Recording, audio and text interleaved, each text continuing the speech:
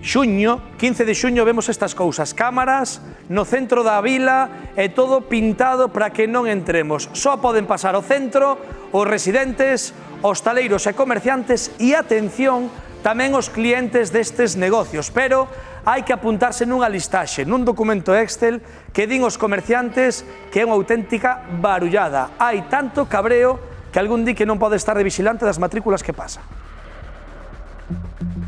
Eu son peluquera, eu non son policía local e creo que é ilegal e anticonstitucional que eu teña que tomar as matrículas dos meus clientes.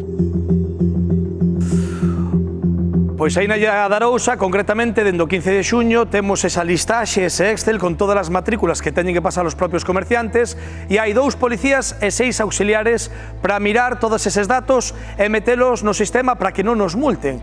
Din os comerciantes e algúns veciños que isto é imposible, que non dan abasto e que vai xente que vai ter que pasar, non se entera que está sendo multada, vai chegar unha multa de 200 euros. Pero atención, tamén hai outra picaresca, isto complícase máis. A propia Policía Local di que esta medida leva en funcionamento pouco máis de 20 días, dende o 15 de xuño, e dende entón xa toparon 65 matrículas fraudulentas.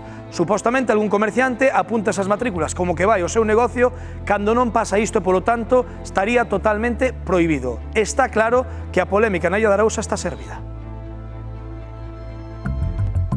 Isto levase valorando xa fai tempo, entonces o goberno local do Concello de Arousa tomou decisión de facer un uso residencial, é dicir, que só a xente o que son residentes e personal autorizado pode desplazarse polas calles. Se tives, por exemplo, un hotel a pasar unha noite aquí, un fin de semana, os hostales están obligados, e máis hoteles están obligados a recoller a matrícula e comunicala ao ayuntamiento. Sería un vehículo autorizado para poder circular. Vamos a ver, na Illa de Arousa só hai restriccións o que é no centro neurálgico, é dicir, no casco urbano en sí. O que é toda a periferia da isla non ten ningún tipo de restriccións. A xente pode acudir ás playas sin ningún tipo de problemas. A cuestión é que, claro, aproximámonos aquí e aquí o que hai é unha sinal que pon control automático lector de matrículas. Efectivamente. E tamén está no chan. Efectivamente. Esa persoa que entra está informada de que entra nunha zona residencial. Ti que tes unha pensión, como vos está a afectar esta medida? Na miña opinión, o que fixeron non está mal, pero o que está mal é poñer cámaras que multan a todo o mundo. Estes son letras de matrícula que catan residentes e non residentes. Despois, según a base de datos nosa, vai cribar toda esa información para distinguir os que son autorizados e os que non. A ver, estas medidas tomounas o goberno deste ayuntamiento porque en vista que se congestionaba moito. Tamén entramos un pouco na picaresca, é dicir, que hai moito cliente fantasma que di que si acuden a ese bar sin acudir. Claro, que as cámaras rastrease, porque as cámaras siguen os vehículos por onde entran e por onde salen, é o tempo que botan. A policía di que pode detectar por onde entra un coche e por onde sale, pero hai varias calles que unha persona pode entrar, a cámara detecta como entrou, pero pode salir por unha calle onde non hai cámara.